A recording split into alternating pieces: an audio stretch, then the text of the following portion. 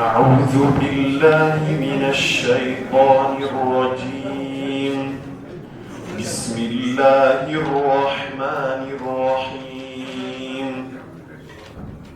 لا أقسم بيوم القيامة ولا أقسم بالنفس اللوامة أيحسب الإنسان أن لن نجمع عظامه بلى قادرين على أن نسوي بنانه بل يريد الإنسان ليفجر أمامه يسأل أيان يوم القيامة فإذا برق البصر وخسف القمر وجمع الشمس والقمر يقول الإنسان يومئذ أين المفر كلا لا وزر إلى ربك يومئذ المستقر ينبأ الإنسان يومئذ بما قدم وأخر بل الإنسان على نفسه بصيرة ولو ألقى معاذيره لا تحرك به لسانك لتعجل به إن علينا جمعه وقرآنه فإذا قرأناه فاتبع قرآنه ثم إن علينا بيانه كلا بل تحبون العاجلة وتذرون الآخرة وجوه يومئذ ناظرة إلى ربها ناظرة ووجوه يومئذ باسرة تظن أن يفعل بها فاقرة كلا إذا بلغت التراقي وقيل من راق وظن أنه الفراق والتفت الساق بالساق إلى ربك يومئذ المساق فلا صدق ولا صلى ولكن كذب وتولى ثم ذهب إلى أهله يتمطى أولى لك فأولى ثم أولى لك فأولى أيحسب الإنسان أن يترك سدى ألم يكن نطفة من مني يمنى ثم كان علقة فخلق فسوى فجعل منه الزوجين الذكر والأنثى أليس ذلك بقادر على أن يحيي الموتى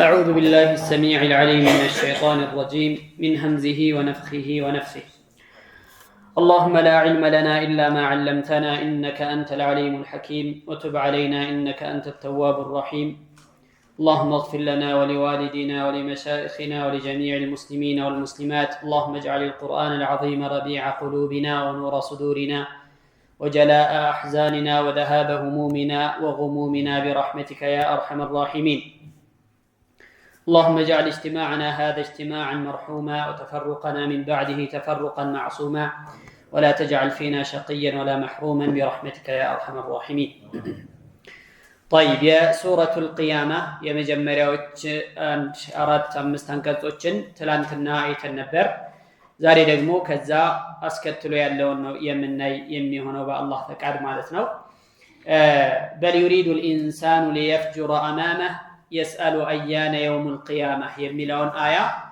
ምን እንደሆነ ሐሳቡ በተወሰነ መልኩ ለማየት ሞክረን ነበር بل يريد الإنسان يلقونم የሰው ልጅ ከሃዲ የሆነው ካፊር ይፈልጋል ليفجر أمامه ፊት ለፊቱ ያለውን የቂያማን የትንሳኤን ዕለት ሊያስተባብልና ሊክድ ይፈልጋል የስአሉ ይጠይቃል አያነ የውሙል ቂያማ የቂያማ ቀን መቼ ነው በማለት ይጠይቃል ብሎ አላህ Subhanahu Wa Ta'ala ተናገረ ጠቀሰ ማለት እና እዚህ አያ ላይ ምንድነው የሚያሳየው የሚያመላክተው ካፊር የሆነ ሰው ከሃዲ የሆነ ሰው ቂያማን እለት የሚያስተባብልበት ዋነኛው ምክንያቱ ከሞት በኋላ መቀስቀስ የሚባለውን ነገር ለማስተባበል ለመካድ የሚፈልግበት ዋነኛው ምክንያት ምንድነው በኩፍሩ በፉጁሩ በአመጹ በሚሰራው ማዕሲያ በሚሰራው ወንጀል መቀጠል ስለሚፈልግ ነው ያንን የሚያበላሽበት ነገር ወደ ኋላ የሚመልሰው ነገር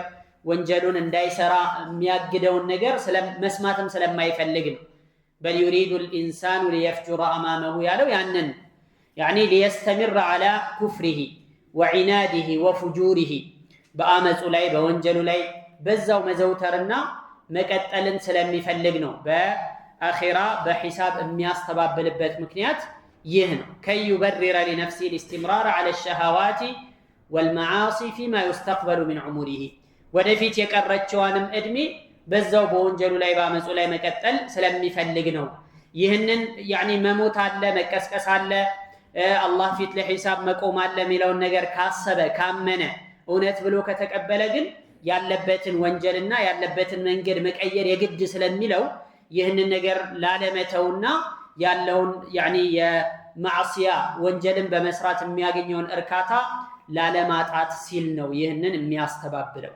ويفعل المعاصي ولا يتوب يعني ምንም በቃ መመለስ ወደ አላህ መተውበት ይቅርታ መጠየቅ ምናምን የሚባል ነገር እንዳያስብ ያንን ማወቅን መስማትም እንዳይፈልግ ነው ያንን የሚያስተባብለው ብሎ ይላል ولا يذكر الموت يقدم الذنب ويؤخر التوبة ወንጀሉን አሁን ይሰራል ተውበቱን ደግሞ ያዘገያል يريد أن يفجر من امتد من عمره የቀጠለውን يعني የሚቀረውን እድሜ ቀሪው እድሜውን በተቀላላ በአመጽና በወንጀል ማሳለፍ ስለሚፈልግ ነው ይህንን የሚያስተባብልበት ምክንያት ብሎ እንደመግለጽ ነው እዚህ ሀያ ላይ የተፈለገው ማለት ነው ታዲያ የሰው በአኺራ እንደሚያስተባብል ሞቶ በመቀስቀስ እንደማያምን ከሚያመላክቱ ጠቋሚ ነገሮች አንዱ ምንድነው يسأل أيان يوم القيامة የቂያማ ቀን መቼ ነው ይሄ ሞቶ መቀስቀስ የምትሉት ቂያማ መቆም ምናም እያላችሁ ቀን ማታ መታወሩት ነገር መቼ ነው የሚከሰተው እያሉ የፌዝና የስላቅ ጥያቄ ይጠይቃሉ ማለት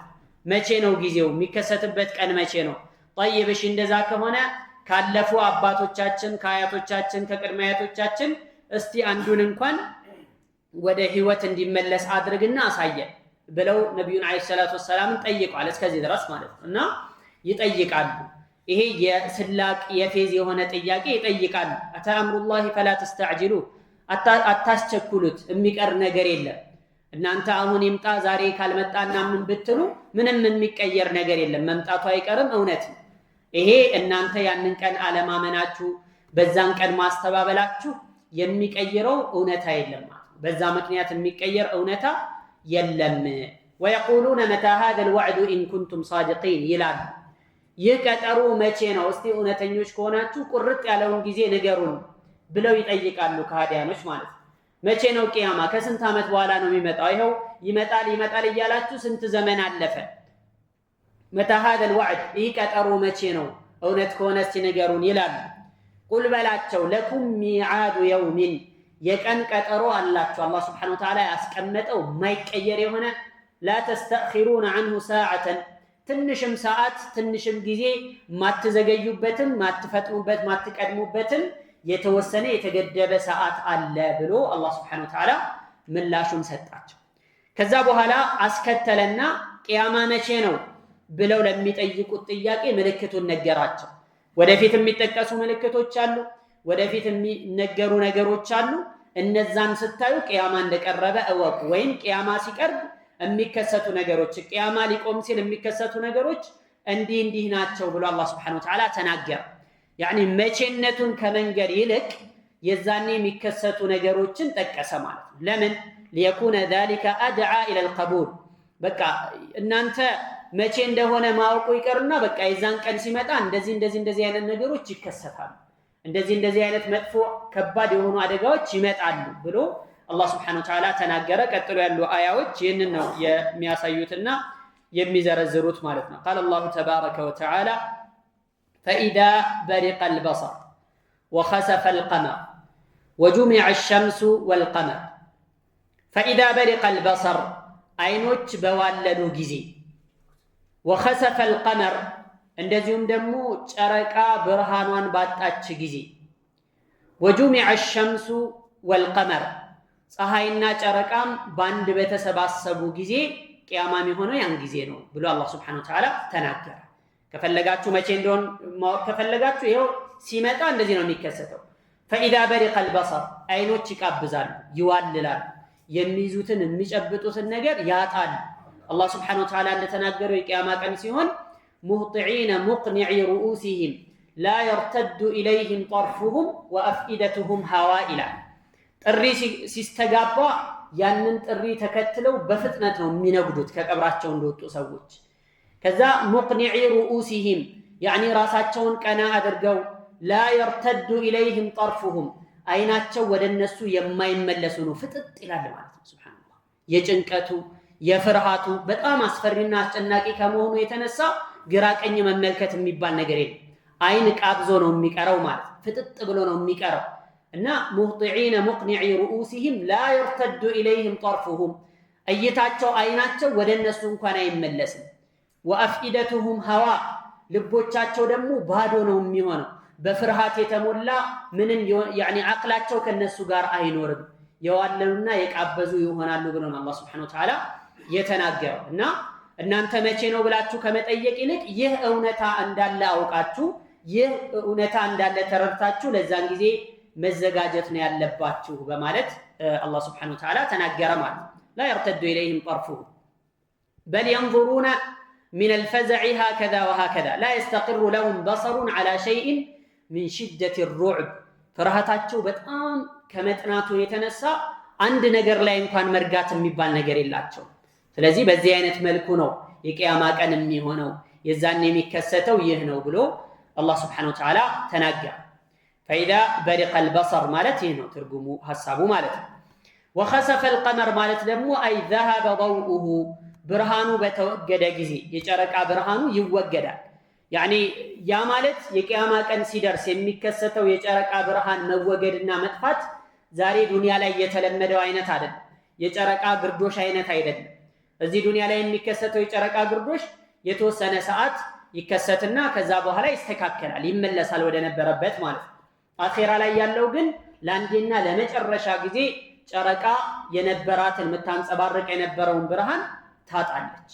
ከዛ በኋላ መመለስ የሚባል ነገር የላትም። እንደውም وجمع الشمس والقمر ፀሐይና ጨረቃ በተሰባሰቡ ጊዜ ምንድነው የሚሰባሰቡት? የሁለቱም ብርሃናቸው ይጠፋል። ከዛ ሁለቱም ተሰብስበው ጀሃነም ውስጥ እንዲገቡ ይደረጋል። ፀሐይን ጨረቃ አላህ Subhanahu Wa Ta'ala በአንድ አድርጎ እሳት ውስጥ እንዲገቡ እንዲማገዱ ያደርጋል። ለምን? እነሱ ግዑዝ ናቸው። ምንም ያጠፉት ጥፋትም የለም የሚሰማቸው ስሜትም አይኖርም። ግን እነሱን የሚያመልኩ እነሱን የሚገዙ የሚማጸኑ የነበሩ ሰዎች ምንም ቦታ የሌላቸው መሆናቸውን ደረጃ የሌላቸው ራሳቸው የሚታዘዙ የአላህ ባሮች መሆናቸውን እንዲያውቁ ነው። መጨረሻውን እንዲያውቁና እንዲረዱ አላህ Subhanahu Wa Ta'ala ጀሃነም እንዲገቡ እንዲወርዱ ያደርጋቸዋል። ታዲያ የነሱ እዛ ውስጥ መግባት ደግሞ هي عذاب الى عذابهم ከነበራቸው ቅጣት ወይም ሲቀጡ ከነበረበት ተጨማሪ የሆነ ማጋጋያና ማባባሻ ይሆንባቸዋል ማለት ነው። ያው የፀሐይና ጨረቃ እዛ ውስጥ መግባታቸው እና ይህንን ነው وجمع الشمس والقمر የሚለው። ወይም ደግሞ جمع الشمس والقمر ማለት ፀሐይም ጨረቃ በአንድ ተሰብስበው በምዕራብ በኩል እንዲወጡ በተደረገ ጊዜ ማለት ነው ብለው የፈሰሩ ሙፈሲሮች አሉ። قال عطاء ابن يسار يجمعان يوم القيامة ፀሐይም ጨረቃም የቂያማ ዕለት ይሰበሰቡና ثم يقذفان في البحر በባህር ውስጥ እንዲወረወሩ እንዲጣሉ ይደረጋል። فيكونان نار الله الكبرى ታላቁ የአላህ እሳት ሆነው ጀሃነም ውስጥ ተጨማሪ መቀጣጫ ይሆናሉ ማለት ነው። እና የቂያማ ቀን እንደዚህ አይነት ነገሮች ይከሰታሉ። من أهوال يوم القيامة انطماس القمر وظلمته يعني ጨረቃ ብስ ብሎ ጽልመት እንዲወርሰው ይሆናል بذهاب نوره واختفائه وهذا معنى قوله تعالى وخسف القمر የተባለው ይህ ነው በማለት ይገልጻል ማለት ነው። እና የዚያን ጊዜ ይሄ የፀሐይ ያኒ አሁን ያለው ዱንያ ላይ ያለው በፀሐይ ዙሪያ መሽከርከር ምናምን የሚባል ነገሮች አሉ። የዛኔ ጃዚቢያ የሚባለው የመሬት ስበት ምናምን የሚባል ነገር ሁሉ ይጠፋል። التي وضع الله عليها النظام الشمسي ይሄንን የፀሐይ ስርዓት ያስቀመጠበት የሆነውን የስበት ህግ የተባለ ሁሉ ይጠፋል። فيلتصق القمر بالشمس ፀሐይም ጨረቃም ባንድ ይነባበራሉ። ከዚህ በፊት አላህ Subhanahu Wa Ta'ala ካስገኛቸው ከፈጠራቸው ጊዜ ጀምሮ ፀሐይና ጨረቃ በዚህ መልኩ ተነባብረው አያውቁም ነበር። በቃ ይዛኔ ባንድ ይሰበሰባሉ፣ ከዚያም ጀሃነም እንዲወርዱ ይደረጋል ማለት ነው ብለው በዚህ መልኩ ይጠቅሷቸዋል ማለት ነው። فهذا الجمع بين الشمس والقمر يحدث لأول مرة منذ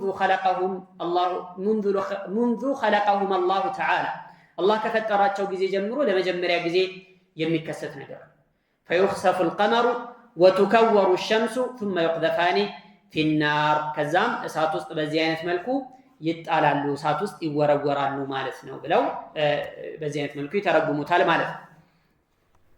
ابن كثير رحمة الله عليه ይሄንን وجمع الشمس والقمر የሚለውን أي كورا ብለው በዚህ መልኩ ተጠቅሏል። إذا الشمس كورت እንዳለው ማለት أي إذا ذهب ضوءها ونورها ብርሃኗ በተወገደ ጊዜ ማለት ነው። ይሄ በሚከሰት ሰዓት ምን ይመጣል ታዲያ?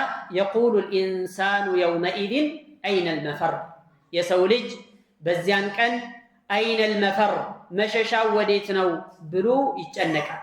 መሸሻ ይፈልጋል፣ መዳኛ ይፈልጋል። ከአላህ Subhanahu Wa Ta'ala ቅጣት ለማምለጥ ቤት በኩል ነው ማምለጥ የምችለው፣ ቤት በኩል ነው መዳን የምችለው፣ ከዚህ ከእሳት ከጀሃነም ማምለጥ የምችለው መትረፍ የምችለው ቤት በኩል ነው ብሎ ይጠይቃል አለ አላህ Subhanahu Wa Ta'ala።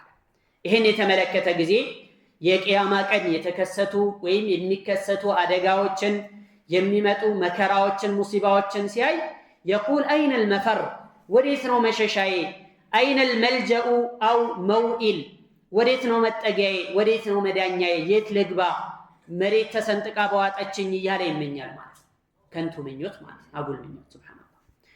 ከዛም ምላሹ ተሰጠው። ሰው ይሄንን ጥያቄ ይጠይቃል።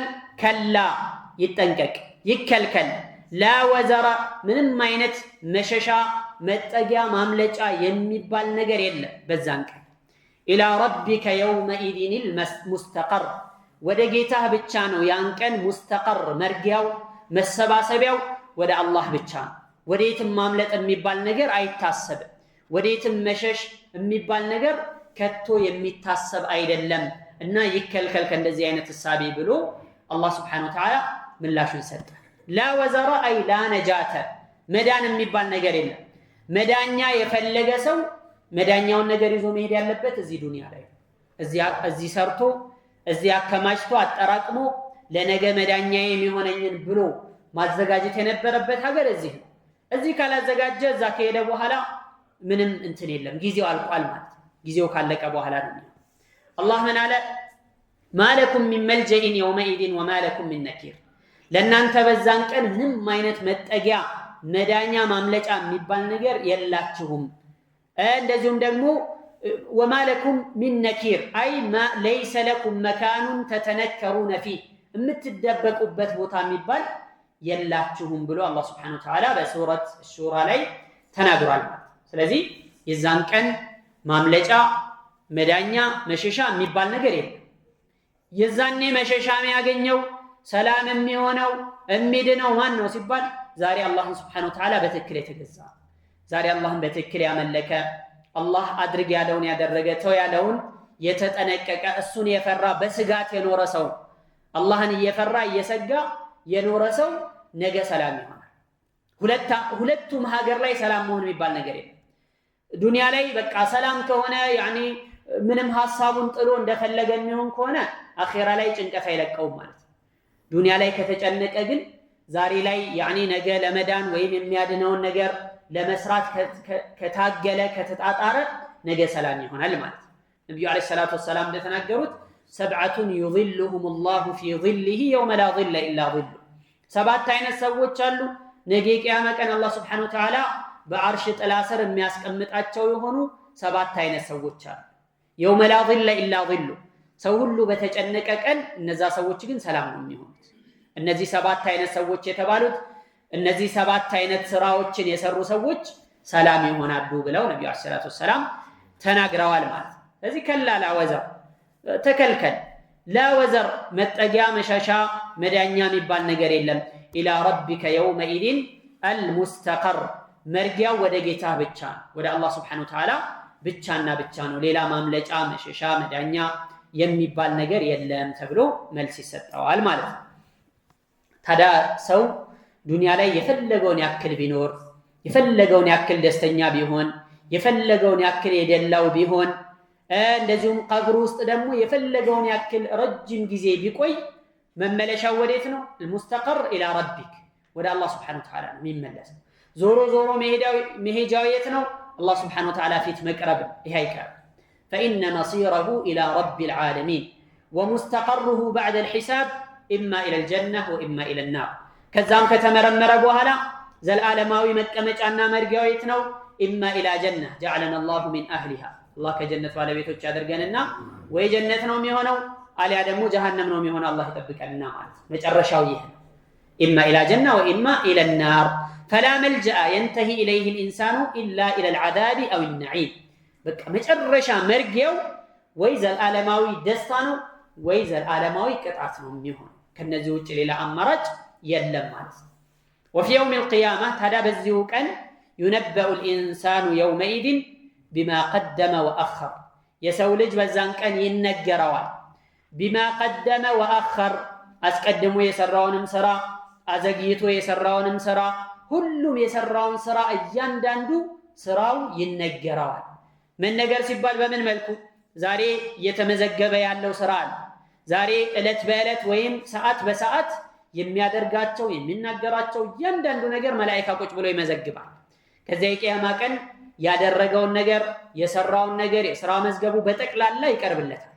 ቢማ ቀደመ ወአኸረ አስቀድሞ የሰራውንም አዘግይቶ የሰራውንም ነገር በጠቅላላ የቂያማ ቀን ይነገረዋል። ወወጀዱ ማ ዐሚሉ ሐዲራ የሰሩት ስራ እዛው ቀርቦ ያገኙታል። ወላ የዝሊሙ ረቡከ አሐደን ጌታህ ደግሞ አንድንም አካል የሚበድል አይደለም ብሎ ተናግሯል። በሌላ ምዕራፍ ላይ ሱረቱ አሊ ዒምራን ላይ ምን አለ? የውመ ተጅዱ ኩሉ ነፍሲን ማ ዐሚለት ሁሏም ነፍስ የሰራቸውን ነገር በምታገኝበት ዕለት ወይም በዛን ቀን ሁሏም ነፍስ የሰራቸውን ነገር ታገኘዋለች። ሚን ኸይሪን ከመልካም ስራ ሙሕደረን ቀርቦ እዛው ያኒ አጠገቧ ሆኖ ታገኘዋለች። ወማ ዐሚለት ሚን ሱኢን የሰራቸውን መጥፎ ስራ ደግሞ ተወዱ ለው አነ በይነሃ ወበይነሁ አመደን በዒዳ በእሷና በዛ ስራ መካከል ረጅም ርቀት ወይም ረጅም ጊዜ ልዩነት ቢኖር ትመኛለች። እንደው ባላየሁት ባልሰራሁት ባልመጣ እያለች ትመኛለች ብሎ አላህ Subhanahu Wa Ta'ala የተናገረው ነገር አይቀርም ማለት ነው። فمن يعمل مثقال ذرة خيرا يره ومن يعمل مثقال ذرة شرا يره እንዳለው ማለት ነው። የብናኝን ክብደት ያክል የጩጫንን ያክል መልካም ስራ የሰራ ሰው ያየዋል፣ የዛኑ ያክል ደግሞ መጥፎ ስራም የሰራ ያየዋል ብሎ አላህ Subhanahu Wa Ta'ala ተናግሯል። ስለዚህ የሰራው እያንዳንዱ ስራ አይቀርም፣ እያንዳንዱን ስራ ያገኘዋል እዛው ቀርቦለት ማለት ነው።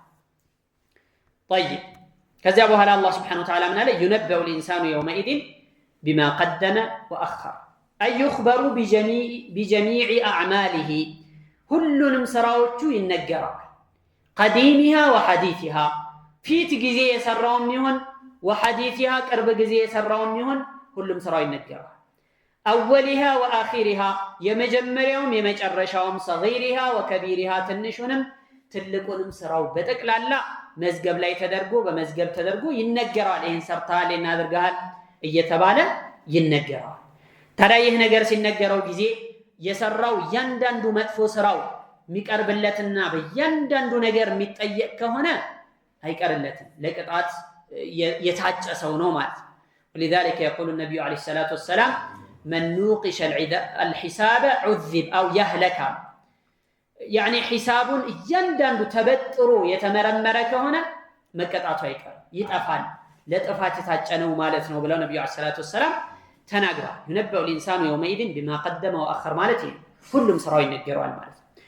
ወይም ደግሞ ينبأ الإنسان يومئذ بما قدم وأخر ማለት بما قدم وأخر يعني النبي عليه الصلاة والسلام قال من سن في الإسلام سنة حسنة فله أجرها وأجر من عمل بها إلى يوم القيامة መልካም መንገድ ጀምሮ ጥሩ ነገርን አሳይቶ መንገድ አድርጎ ያለፈና የሞተ ከሆነ ከሞት በኋላ የሚሰራው መልካም ስራ ወይም ከሞት በኋላ ሌሎች ሰዎች ያንን ተከትለው የሚሰሩት መልካም ስራ አጅር ያገኛል። ስለዚህ ቢማ ቀደመ ማለት በህይወት እያለ የሰራው የሆነ ወአኸረ ማለት ደግሞ ከሞተ በኋላ የሚመጣለት ስራው ይነገረዋል ማለት ነው ተብሎ በዚህ መልኩም ተተርጉሟል። ይሄ ሁለት አይነት ነው። በመልካምም ስራ ሊሆን ይችላል፣ በመጥፎም ስራ ሊሆን ይችላል። በመልካም ስራ ማለት እንዴት ነው? ለምሳሌ አንድ ሰው ጥሩ መንገድ ጀምሮ ጥሩ ነገር ያኒ ሱና የሆነ አስል ያለው የሆነ መሰረት ያለው የሆነ ነገር ጀምሮ ይሞታል። ከዛ እሱን አይተው ሰዎች ይከተሉታል። ያንን መልካም ስራ እሱ አርአያ ሆኖላቸው እሱ በጀመረው መንገድ መልኩ ይቀጥሉታል። ያንን ስራ ይሰሩታል። እሱ የሰውዬ ቀብር ውስጥ ገብቶ ቀብር ተኝቶ እንኳን አጅሩ አይቋረጥም። ሰደቃ ጃሪያ ነው የሚሆነው ማለት ነው። ቀጣይነት ያለው ሰደቃ ይሆናል። እሱን አይተው የሱን አርአያነት ተከትለው የሚሰሩ ሰዎችን አጅር በጠቅላላ ያገኛል። ይሄ በመልካም ሲሆን፣ በመጥፎም ሲሆን እንደዚሁ ያኒ ሱነተን ሰይአ መጥፎ መንገድ ጀምሮ ከሆነ የሞተው መጥፎ ስራ ሰዎች የማያውቁትን መጥፎ አይነት ስራ አስተምሮ አስለምዶ ከሆነ የሄደው እሱን ተከትለው የሚሰሩት ሰዎች ሁሉ ያኒ ወንጀል ለሱን ቀብር ውስጥ ሆኖ ይደርሳል። ሱብሃንአላህ ከሞተ በኋላ እንኳን የማይለቀው መጥፎ ስራ ማለት ነው። ሰው እኮ ሲሞትና መዝገቡ ሲዘጋ አንድ ነገር ሞቶም የመጥፎ ስራ መዝገቡ ወይም ደግሞ ወንጀሉ የማይቋረጥ ከሆነ ግን ሙሲባ በላ። የዚህ አንድ ማሳያ እንደ ምሳሌ ላንሳ። ሶሻል ሚዲያ ላይ ሰዎች የተለያዩ መጥፎ ነገሮች፣ ሐራም የሆኑ ነገሮች፣ አላህ የሚጠላቸው ነገሮችን ነሽር ያደርጋሉ፣ ፖስት ያደርጋሉ፣ ያሰራጫሉ። ከዛ በኋላ እነሱ ሞተዋል። ያ ነገር በተዘዋወረ ቁጥር ወንጀሉ ይደርሳቸዋል። እስከ መቼ ድረስ? ያ ነገር እስከ ቀጠለ ድረስ የነሱ ወንጀል ይቀጥላል። በተቃራኒው ኸይር ነገር ሰርተው ኸይር ነገር አሰራጭተው ሲሞቱ ያ ነገር እስካለ ጊዜ ድረስ እስከ ተዘዋወረ ድረስ ሰዎች እስከ ተጠቀሙበት ጊዜ ድረስ አጅሩ ለነሱም ይደርሳቸዋል። من سن في الإسلام سنة حسنة በተለይ በአሁን ሰዓት ላይ ከባድ ነው የሚሆን። ኸይርም ለስራ ያለ ብዙ የኸይር መንገዶችን ማግኘት ይችላል። ሸርም እንደዚሁ ደግሞ ሰራለ ያለ ብዙ የሸር መንገዶች حتى ቀብር ውስጥ የሚቀጥሉለት የሆኑ ሸር ነገሮችን ሊሰራ ይችላል። እዚህ መጠንቀቅ ያስፈልጋል። ነብዩ አለይሂ ሰላቱ ወሰለም አንድ ሐዲስ ላይ ምን ብለው ተናገሩ? ማንኛውም በዙልም የምትገደል የሆነች ነፍስ ከሰው ልጅ በዙልም በግፍ የምትገደል የሆነች ነፍስ አንዲትም አትኖርም የመጀመሪያው የአደም ልጅ ላይ ድርሻ ቢኖረው እንጂ። ሰው በተገደለ ቁጥር በዙልምና በግፍ በተገደለ ቁጥር የመጀመሪያው የአደም ልጅ ወንድሙን የገደለው ማለት ነው ቃቢል ለሱ ድርሻ ይሄድለታል፣ ለሱ ተቆራጭ ይኖረዋል ማለት ነው። ለምን? لأنه أول من سن القتل ለመጀመሪያ ጊዜ በግፍ መግደል የሚባለውን መንገድ አድርጎ የጀመረው እሱ ነው። ስለዚህ እሱ ከሞተ ያኒ በብዙ አመታቶች አልፈዋል። እስከ ዛሬ ድረስ እስከ ቂያማ ቀን ድረስ በዙልምና በግፍ የሚገደል ነፍስ ለሱ ድርሻ ይኖረዋል ማለት ነው። ለምን? መጥፎ ስራ የጀመረው እሱ ስለሆነ። ሰው መግደል ነፍስ ማጥፋት የሚባለው ነገር የጀመረው እሱ ስለሆነ ብለው ነብዩ ሰለላሁ ዐለይሂ ወሰለም ተናግረዋል። ስለዚህ ينبأ الإنسان يومئذ بما قدم وأخر ማለት አስቀድሞ በህይወቱ እያለ የሰራውንም ይሁን ከሞተ በኋላ የሚከተለው የሆነውን ስራው ይነገረዋል። ኸይርም ይሁን ሸርም ይሁን ማለት ነው ብለው በዚህ መልኩም የፈሰሩ ሙፈሲሮች አሉ ማለት ነው።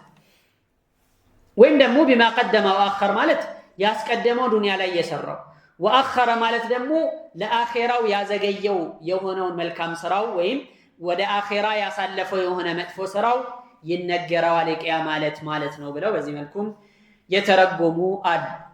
ከዛ አላህ Subhanahu Wa Ta'ala አስከተለና እንዲህ አለ بل الإنسان على نفسه بصيرة ولو ألقى معاذيره ይልቁንም የሰው ልጅ በራሱ ላይ ምስክር ነው።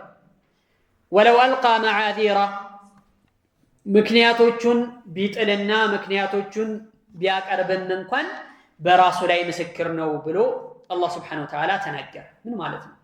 በራሱ ላይ ምስክር ነው ማለት የሰው ልጅ የቂያማ ቀን يعني كفى بنفسك اليوم عليك حسيبا ይባላል። ባንተ ላይ በራስህ ላይ ከመስካሪ በኩል አንተው በቂ ነህ፣ ሌላ ምስክርም አያስፈልግህም ይባላል። የሚገርማችሁ የሰው ልጅ የቂያማ ቀን አላህ ጋር ይከራከራል። ጌታዬ ሆይ እኔ ዛሬ يعني እንደማልበደል ዙልም እንደማይደርስብኝ ቃል ገብተሃል አይደለም? አዎ በቃ ራሴ ላይ يعني መጥፎ ነገር ከሰራሁት ስራ ውጪ ሌላ ነገር እንደማይመጣብኝ ቃል ገብተሃል? አዎ ገብቻለሁ። طيب እንደዛ ከሆነ ምስክር ራሴ ላይ ምስክር ከራሴ ውጪ ማንንም አልቀበልም ይላል። ማምለጫ መስሎት ማለት ነው። መቼም ሰው ራሱ ላይ ለመስከር ካለ ኢቅራር ነው። ሰርቻለሁ የእምነት ክህደት ቃል እንደሚባለው ማለት ነው። ሰርቻለሁ አልሰራውም ብሎ ሊሸመጥጥ። ስለዚህ ራሴ ላይ ከራሴ ውጪ ምስክር አልቀበልም ብሎ ይሟገታል። طيب እንደዛ ከሆነ ችግር የለም ይባልና አፉ እንዲተሳሰር ይደረጋል። ምላሱ እንዳትናገር ትቆለፍበታለች። ከዛ በኋላ እጁ፣ ጣቶቹ፣ እግሩ፣ ቆዳው ሳይቀር መስክር ተብሎ አላህ Subhanahu Wa Ta'ala አንደበት ይሰጣቸዋል፣ ይናገራል። በዚህ ጊዜ እንደዚህ አርጋለሁ፣ እንደዚህ ሰርቻለሁ፣ እንደዛ አርጋለሁ እያለ መላ ሰውነቱ ምን ይሆናል? ራሱ ላይ ሻሂድ ይሆናል፣ ምስክር ይሆናል። ከዛ በኋላ ምን ይላቸዋል? ቡዕደን ለኩነ ወሱሕቀን አላህ ያጥፋችሁ፣ እኔ ለእናንተው አልነበረ እንደ መከራከረው፣ ለእናንተው አልነበረ እንደ መሟገተው፣ እንዴት እኔ ላይ ተመሰከራላችሁ እያለ ያኒ አካላቶቹን ያናገራል። የራሱን አካል የገዛ አካሉን ያናገራል።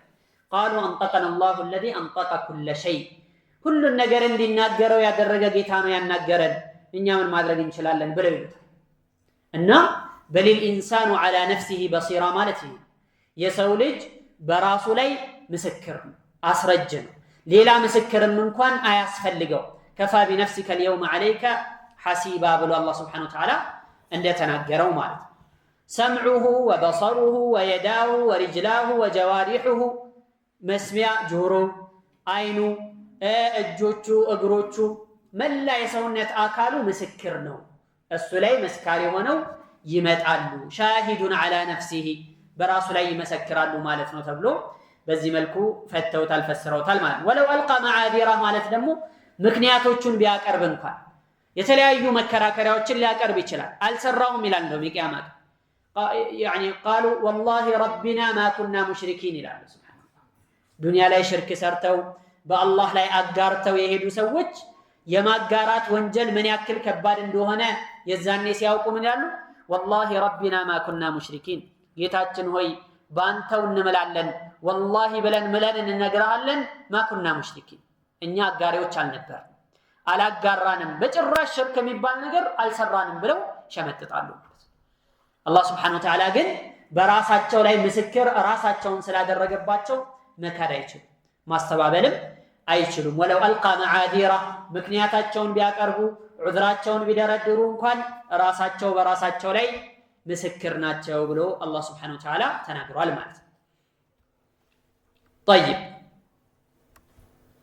ወለው አልቃ መዓዚራ የተባለው ዑዝር ማቅረብ፣ ይቅርታ መጠየቅ ወይም ደግሞ ሳናውቅ ነው የሰራነው የመሳሰሉ አይነት አዕዳሮችን ማቅረብ ነው ተብሎ በዚህ መልኩ ተፈስሯል። ሌላም ተፍሲር አለው፣ ግን የተሻለው ተፍሲር ይህ ነው ብለው ኢብኑ ከሲር ረህመቱላሂ ዐለይሂ ተርጂህ ያደርጋል። يوم لا ينفع الظالمين معذرتهم ولهم اللعنة ولهم سوء الدار የዛን ቀን ለግፈኞች ለበዳዮች معذرتهم ምክንያት መደርደራቸው፣ ይቅርታ መጠየቃቸው፣ ራሳቸውን መውቀሳቸው ምንም አይጠቅማቸው። ولهم اللعنة ለነሱ እርግማን ያላቸው፣ ወለሁም ሱኡ ዳር መጥፎ ሀገር ጀሃነምም ለነሱ የተጋጀው በማለት ይገልጻል። فألقوا السلم ما كنا نعمل من سوء በሌላ አያ ደግሞ ምን ይላሉ? ما كنا نعمل من سوء በጭራሽ መጥፎ የሚባል ነገር ሰርተን አናውቅም፣ እኛ እኮ ደጋጎች ነበርን፣ ሳሊሖች ነበርን ይላሉ ማለት እና ይህ ሁሉ ወለው አልቃ መዓዚራ የተባለው ይህንን ነው። ሌሎች ደግሞ ምን አሉ? وفي رواية قتادة بن دعامة من على إذا شئت والله رأيته بصيرا بعيوب الناس وذنوبهم غافلا عن ذنوبهم كفلك يسول لج ما يتكفلك وهم الكل تايوتش له بصيرا بعيوب الناس ሱብሃንአላህ የሰዎችን ነውር የሰዎችን ወንጀል የሰዎችን ችግር በሲር ነው። በሲር ማለት በጣም አዋቂ እንደው ውስጥ ምስጢሩን ገብቶ የሚያውቅ ስለምን ስለ ሰው ችግር ስለምን የሰውን ነውር ጉልጉሎ ማውጣት የሚችል ግን የራሱን ነሳ በቃ ያኒ ስለ ራሱ ወንጀል ጋፊል ይሆናል ይዘነጋል ዱንያ ላይ ማለት ነው። ስለ ራሱ ወንጀል አያውቅም የራሱን ነውር አያውቅም የራሱን ችግር አያውቅም የራሱን ጥፋት አያውቅም የሌሎቹ ላይ ግን ማሻአላህ ይተነትነዋል ማለት ነው። ሱብሃንአላህ እና ይሄ የሰው ልጅ ባህሪ መገለጫ ነው። ሰው ወደ ራሱ ቢመለከት ኖሮ ከሌላው ቢዚ የሚያደርገው ነገር ራሱ ላይ ማግኘት ይችል ነበር። ምን ይላሉ እንደው ጡባ ሊመን ሸገለሁ ዑዩቡሁ ዐን ዑዩብ الناس የራሱ ነውር ከሌሎች ነውር ቢዚ ያደረገው ሰው ጡባ ለሁ ለሱ አምሮለታል ጀነት ተዘጋጅቶለታል ብለውም ይገልጻሉ። ስለዚህ ሰው ማየት ያለበት ወዴት ነው? ወደ ራሱ ነው መመልከት ያለበት። የራሱን ነውር የራሱን ክፍተት የራሱን ጉድለት የሚከታተል ከሆነ የሌላን ሰው ነውርና ችግር ከመከታተል ሰላም ይሆናል ማለት ነው። ስለዚህ ማድረግ ያለበት ይህንን ነው በማለት ቀታዳ ከነሱ የተዘገበ ዘገባ ነው። وكان يقال إن في الإنجيل مكتوبا يا ابن آدم أنت يا آدم لجهوي تبصر القذاة في عين أخيك يوندمه عين وسط يالتن نشيك وشاشات التايهالج وتترك الجذل في عينك لا تبصره أنت عين وسط يالون جند دقموا أي تايه تبلو تسفال يعني سو قا يالون ورتنشو ممكن بتأم قلتات التايهالج አንተ ጋር ግን ያለው ግንድ የሚያክል አይነህ ውስጥ ያለው ጉድፍ ግን አይታየህም ተብሎ ተጽፏል። ይሄ እውነታ ነው ሐቅ ነው። ሰው ማየት ያለበት ራሱን መመርመርም ያለበት ራሱን ያኒ ሌላውን ሰው የሌላውን ጥፋት አይ ወይም አይምከር ምናም ማለት አይደለም። ግን በዋናነት መከታተል ያለበት መመልከት ያለበት ለማጥራት ለማስተካከል መጣጣር ያለበት እዚሁ አጥንቶቹ ውስጥ ወይም ደረቱ ውስጥ ያለውን ልቡን ነው ማለት ነው በቅድሚያ ከዛ በኋላ ለሌላው ይደርሳል ቀስ ብሎ ማለት ነው። بل الإنسان على نفسه بصيرة ولو ألقى معاذيره ምክንያቶቹንም ቢያቀርብና ቢደረደርም እንኳን ራሱ ላይ ሻሂድ ነው ምስክር ነው ብሎ አላህ Subhanahu Wa Ta'ala ተናገረ ገለጸ ማለት ነው። ከዚህ በማስከተል ደግሞ ነብዩ አለይሂ ሰላቱ ወሰለም ወህይ ሲመጣላቸው ቁርአን ሲወርድላቸው የነበራቸው ሁኔታ ምን ይመስላል የሚለውን ይዘረዝራል። لا تحرك به لسانك በዚህ በቁርአን ምላስህን አታንቀሳቀስ لتعجل به በሱ ልትቸኩል በማለት ወይም ፈጥነህ ለመያዝ በማሰብ ምላስህን አታንቀሳቀስ። መልእክተኛው መጥቶ ሲያነብልህ ቶሎ ነብዩ አለይሂ ሰላቱ ወሰለም እንግዲህ ወህይ ሲመጣላቸው ቶሎ ሳይጠፋብኝ ሊያዘው ብለው ከስር ከስር ቶሎ እየደጋገሙ ይሉት ነበር። እንደዛ አታርጋላቸው። ኢነ ዐለይና በእኛ ላይ ነው ጀምዐሁ ይህንን ቁርአን አንተ ልብ ላይ መሰብሰብ የኛ ኃላፊነትና ነው። ወቁርአነሁ እንደዚሁም እንድታነበው ማድረግ የኛ ኃላፊነትና ነው። فإذا قرأناه በመልእክተኛችን አማካኝነት ስናነብልህ ፈተቢዕ ቁርአነህ አቀራሩን በጥሞና አዳምጥ ተከተል ማለት ተከትለህ ቅራማትን አዳምጥ ማለት ስማ። ثم إن علينا بيانه ከዛም እሱን ማብራራት የኛ ኃላፊነትና ነው በእኛ ላይ ነው ብሎ አላህ Subhanahu Wa Ta'ala ተናገረ። ይህ እንግዲህ ምንድነው የሚያሳየው? የአላህ መልእክተኛ ነብዩ መሐመድ ሰለላሁ ዐለይሂ ወሰለም ወህይ ገና አዲስ መውረድ የጀመረ ጊዜ ይቸገሩ የነበረውን ሁኔታ ያገኙ የነበረውን ነገር ነው የሚጠቅስልን ማለት ነው። في كيفية تلقيه الوحي من الملك ከመላእክቱ በምን መልኩ ወህይ ይቀበሉ እንደነበር የሚያሳይ فإنه كان يبادر إلى أخذه ويسابق الملك في قراءته ملائكون يعني يشكرادموت ነበር ከኋላ ቀርቶ ያለፈውን ቶሎ ለመያዝ ይፈጥኑ ይሽቀዳደሙ ነበር። فأمره الله عز وجل ከዛም አላህ Subhanahu Wa Ta'ala ምን አዘዛቸው? መላእክቱ የመጣ ጊዜ እኛ ኃላፊነትና እንወስዳለን አንተ ብቻ የሚቀራልህን የሚያነብልህን በጥሞና አዳምጥ። ከዛ በኋላ ልብህ ውስጥ እንዲሰበሰብ ማድረግ ከዛም በኋላ አውጥተህ እንድታነበው እንድትቀራው ማድረግ የኛ ኃላፊነትና ثم إن علينا بيانه ከዛም እንደገና ማብራራቱ መግለጹ ሙሽኪል የሆነ የሚከብድ ነገር ግራም ያጋባ ነገር ካለ ማብራራቱ እኛ ላይ ነው ብሎ አላህ ቃል ገባ። እዚህ ቦታ ላይ ሶስት ነገሮች ናቸው ያሉት። አንደኛው ጀምዑሁ ፊ ሰድሪሂ ልባቸው ውስጥ እንዲሰበሰብ ማድረግ አንዱ ይሄ።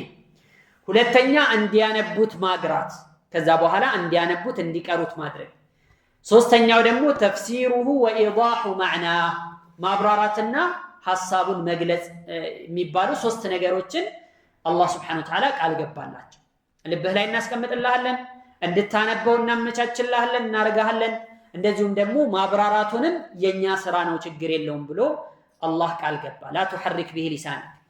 አብዱላህ ኢብኑ አባስ ይህንን በተመለከተ ሲያወሩ ምን ያሉ كان رسول الله صلى الله عليه وسلم يعالج من التنزيل شدة يا الله ملكتኛ በቁርአን አማካኝነት يعني ይታገሉ ነበር ወይም ደግሞ ክብደትን ይታገሉ ነበር ይከብዳቸው ነበር فكان يحرك شفتيه ከንፈራቸውንም ቶሎ ያንቀሳቀሱ ነበር قال ابن عباس من ያሉ انا احرك شفتي كما كان رسول الله صلى الله عليه وسلم يحرك شفتيه يا الله ملكتኛ ከንፈራቸውን ያንቀሳቀሱ እንደነበረ እኔም ማንቀሳቀስ ይችላልው ላሳያችሁ ይችላልው ብለው በዚህ መልኩ ያሳዩአቸው ይነግሯቸው ነበር ከዛም አላህ ምን አወረደ ይህንን አንቀጾች አወረደ لا تحرك به لسانك لتعجل به إن علينا جمعه وقرآنه أي جمعه لك في صدرك ثم تقرأه فإذا قرأناه فاتبع قرآنه أي فاستمع له وأنصت بدن بعدمت بدمونا دمت مالته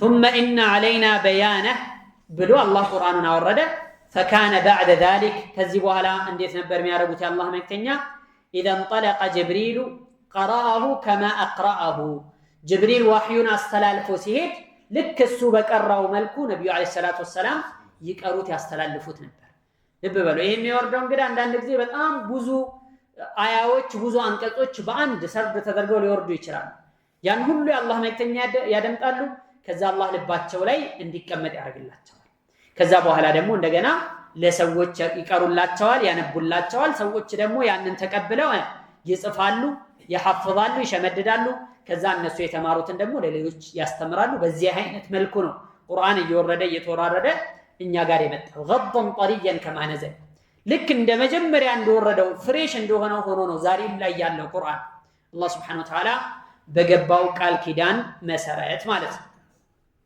لا تحرك به لسانك لتعجل به በዚህ በቁርአን ለመቸኮልና ለመፍጠን ብለህ ምላስህን አታንቀሳቀስ إن علينا جمعه وقرآنه فإذا قرأناه فاتبع قرآنه ثم إن علينا بيانه ما براراتو بنيا ላይ ነው ሲል ምንድነው የሚበራራው تبيين حلاله وحرامه حلال حرام واجب سنة የተወደደው ነገር የመሳሰሉትን ነገሮች ሁሉ መተንተንና ማብራራት የኛ ስራ ነው ብሎ አላህ Subhanahu Wa Ta'ala ተናግሯል ያ ማለት ነው አላህ Subhanahu Wa Ta'ala ይህንን ቁርአን እንዳወረደው ሁሉ ለነብዩ አለይሂ ሰላቱ ወሰለም የቁርአን ማብራሪያ የሆነ ህክማ ጥበብ ደግሞ ሰጥቷቸዋል ولذلك يقول النبي عليه الصلاة والسلام ألا إني أوتيت القرآن ومثله معه أواج إني قرآن تستونيال يسونم أمسايا كالسجارة الله سبحانه وتعالى ستونيال بلو تناقران من النصو حديث يه حديث الله زند يورد وحينه يه حديث يا قرآن من دنو ما براريان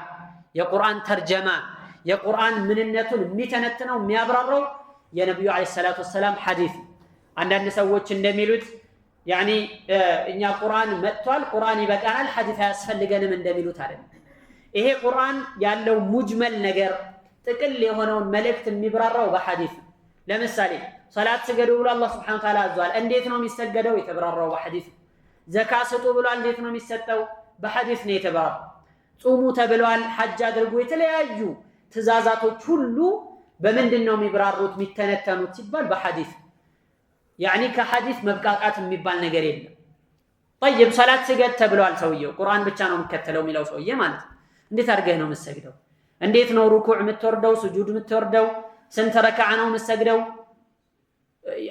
يعني በዘፈቀደ ደስ እንዳለው አንደኛው እኔ በቃ ደስ የሚለኝ ሁለት ረካዓ ብቻ መስገድ ነው ይላል ለምሳሌ አንደኛው ደግሞ አይኔ 10 ረካዓ ነው መስገድ የምፈልገው ይላል መበታተን ነው የሚመጣው ወደ አንድነት የሚያመጣው ወደ መሰባሰብ የሚያመጣው የነብዩን አለይሂ ሰላቱ ወሰለም يعني ملكت يونون حديث بمكتلنا مال النبي عليه الصلاة والسلام من قالوا لا ألفين رجلا متكئا على أريكته صوفاو لا يتدقفوا ألقاو لا يتمشاشتوا كتبلوا بيننا وبينكم كتاب الله بمكاكلاتشن قرآن الله قرآن يبقانا البقرآن نفرد لن እኛ ሌላ ሐዲስ ምናምን የሚባል ነገር አንፈልግም የሚል ሰው እንዳላገኘ። ለምን ይሄ የተነገረኝ የወረደልኝ ቁርአን ወህይ ወህይ እንደሆነ ሁሉ ሱናም እንደዚሁ ሐዲስም ወህይ ነው። ወማ ينطق عن الهوى إن هو إلا وحي يوحى እንዳለው ማለት ነው።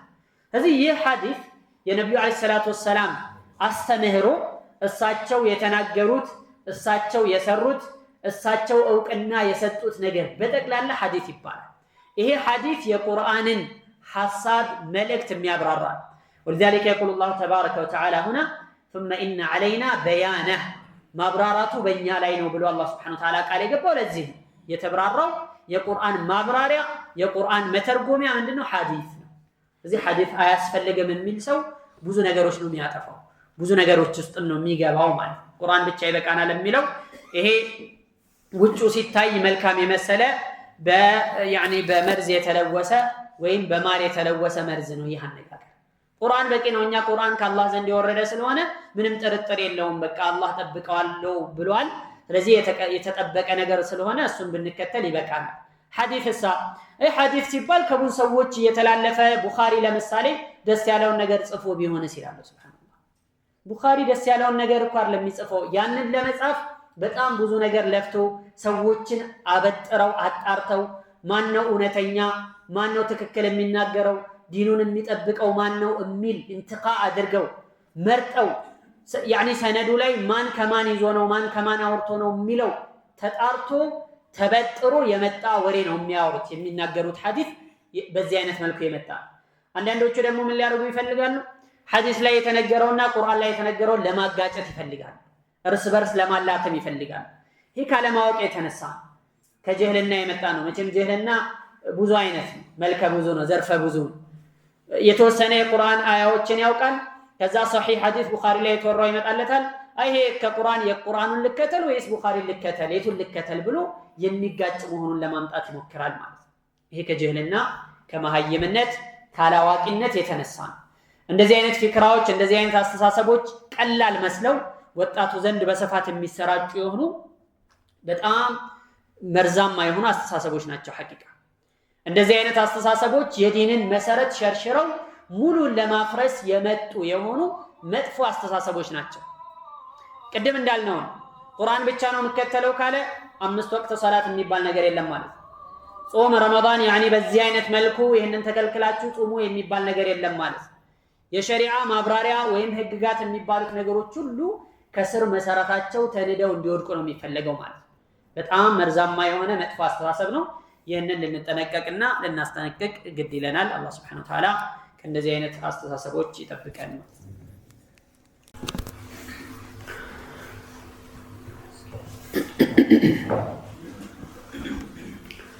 طيب ከዚህ በኋላ አላህ Subhanahu Wa Ta'ala ከቁርአን ጋር ተያያዥነት ያላቸውን አንቀጾች ከተናገረ በኋላ ቀጥሎ እንደዚሁ ስለ ዱንያን ስለ መውደድ አኺራን ስለ መዘንጋት ስለ መርሳት እንደዚሁ አያይዞ ተናገረ። فقال عز من قائل كلا ተከልከሉ በል ይልቁንም تحبون العاجلة ፈጣን የሆነችዋን ምድራዊ ህይወት ዱንያን ትወዳላችሁ وتذرون الآخرة አኺራን ደግሞ ትተዋላችሁ ብሎ አላህ Subhanahu Wa Ta'ala ተናገረ ማለት ነው።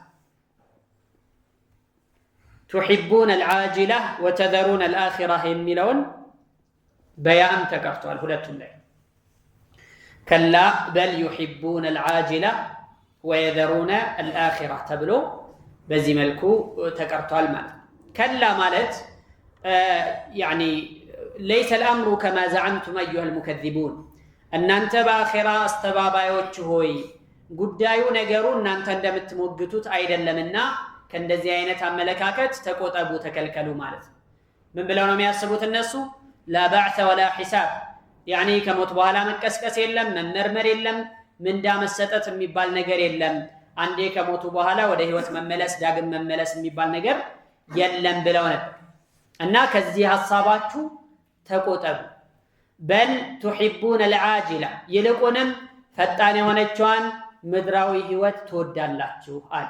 أنكم تحبون الدنيا وزينتها وتعملون لها የዱንያን ህይወት ጌጦቿን ትወዳላችሁ ልፋታችሁም ጥረታችሁም ስራችሁም ለሷ ነው في تحصيلها وتؤثرونها على الآخرة كآخرة تسبلطوات አላችሁ ለምን እዚህ ዱንያ ላይ የሚገኘው የዱንያ ጣዕም ቶሎ የሚገኝ ስለሆነ يعني لذتها عاجلة والآخرة لذتها آجلة የአኺራ ደግሞ ጥፍጥናዋ ጣዕሟ በኋላ ነው ገና ነው የሚገኘው በኋላ የሚመጣ ነገር ነው የሚዘገይ ነው ብላችሁ በዚህ ምክንያት ከአኺራ ተዘናጋችሁ እናንተ አኺራን ብታስበልጡ ኖሮ የነገሮችን መጨረሻ ብታዩ ብታስተነተኑ ኖሮ ለፉዝቱም እድለኛ ትሆኑ ነበር እንደዚሁም ደግሞ ከሷ በኋላ ምንም አይነት እድለቢስነት የሌለው እድልን ታገኙ ነበር إن هؤلاء يحبون العاجلة ويذرون وراءهم يوما ثقيلا እንዳለው በሱረቱ الإنسان ላይ ማለት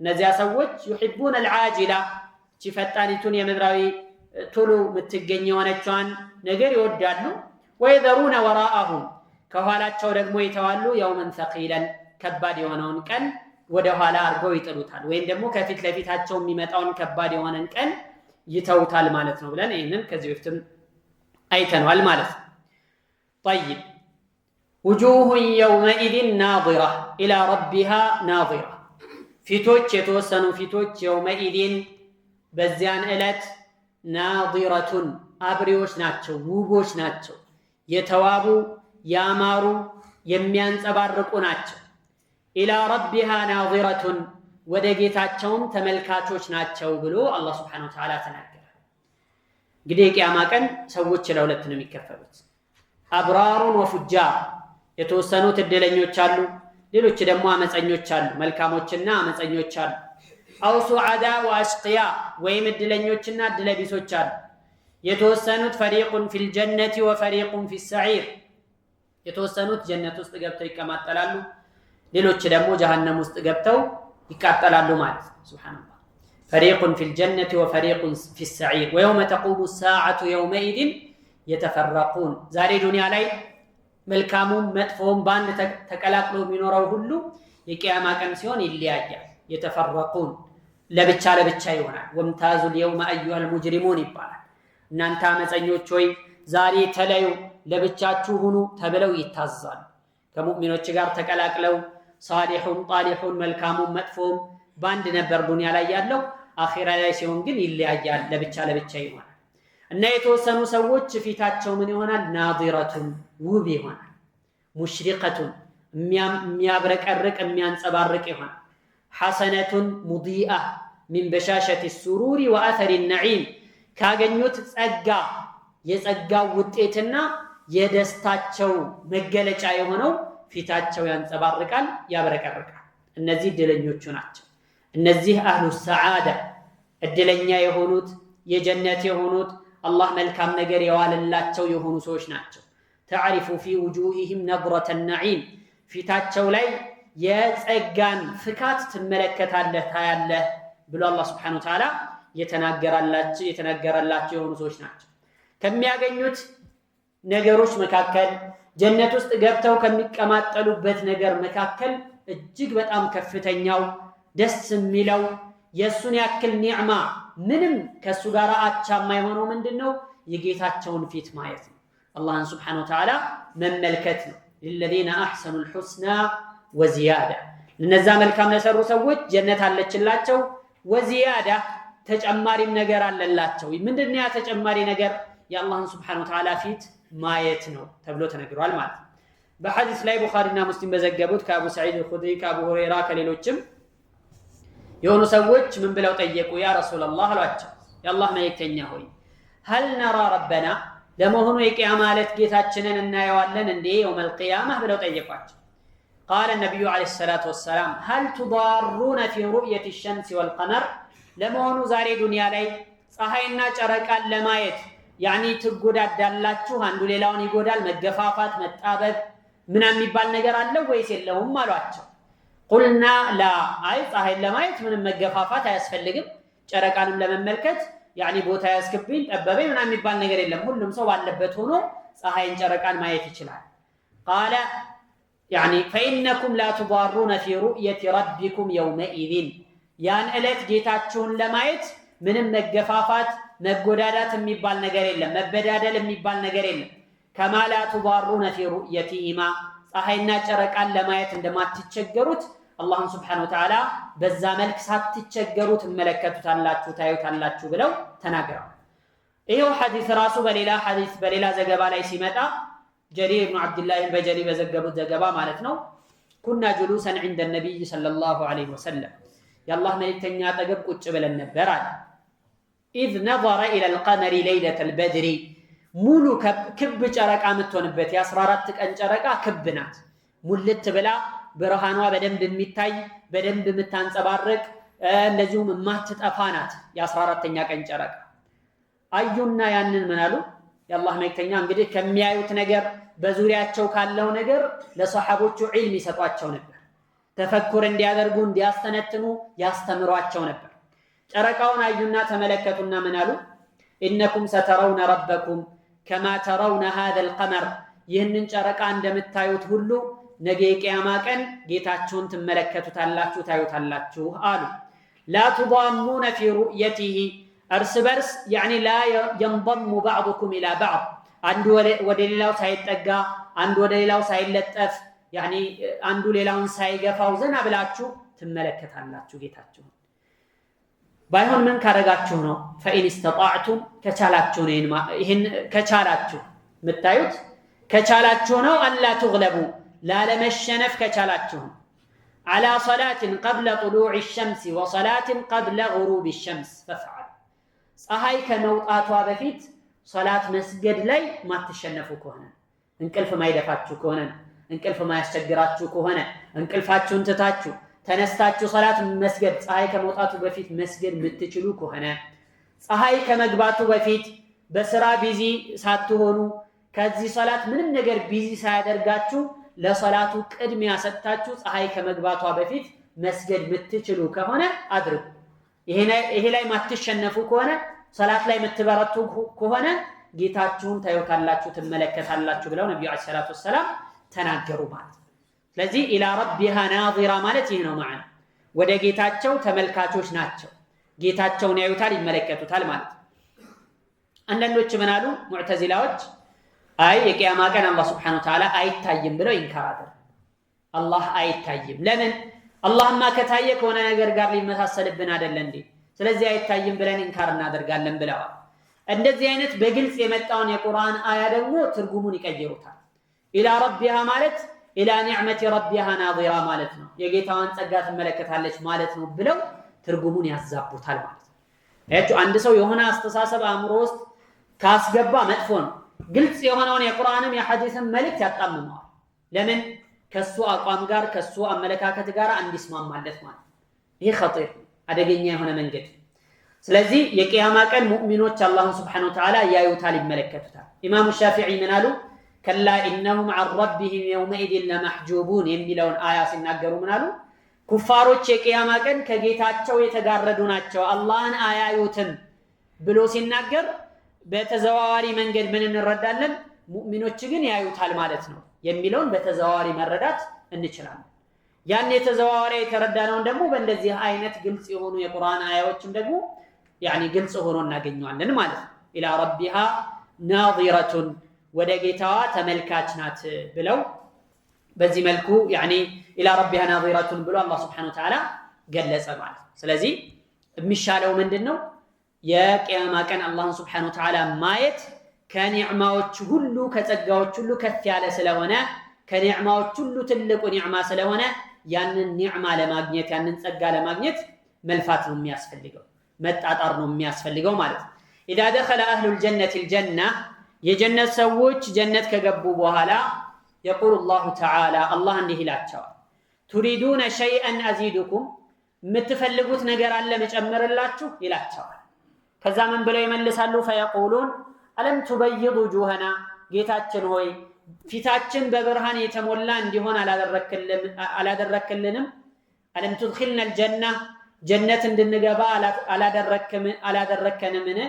ወቱነጂና ሚን ናር ከእሳትስ አላዳንከንም? ይሄ ሁሉ ጸጋ ሰጥተን ከዚህ በላይ ምን እንፈልጋለን ብለው ይላል።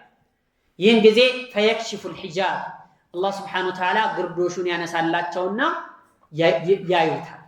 فما يعطون شيئا أحب إليهم من النظر إلى ربهم ታዲያ ጌታቸውን ከመመልከት የበለጠ የሚያስደስታቸው የሚያረካቸው ምንም ነገር አይኖርም ማለት በቃ እስካሁን ያገኙትን ኒዕማና ጸጋ ሁሉ ከዚህ አንፃር ሲታይ ምንም አይደለም ማለት እና ከኒዕማዎች ሁሉ ትልቁ ኒዕማ ከጸጋዎች ሁሉ ከፍተኛው ጸጋ የአላህን Subhanahu Wa Ta'ala ፊት ማየት ነውና አላህ የሱን ፊት ከሚያዩት ባሮች አላህ ያድርገን ጀነት ገብተው በሰላም ከሚኖሩ ሰዎች አላህ ያድርገን አላህ Subhanahu Wa Ta'ala ኻቲማቸው ከሚያምር ሰዎች አላህ ያድርገን